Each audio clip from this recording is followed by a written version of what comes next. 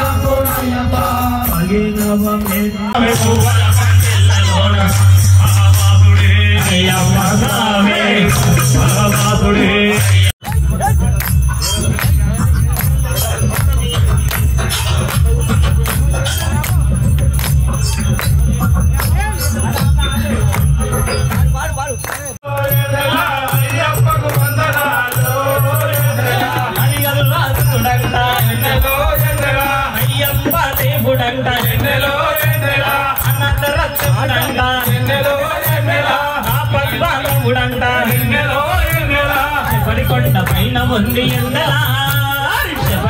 పైన ఉండి ఎండలా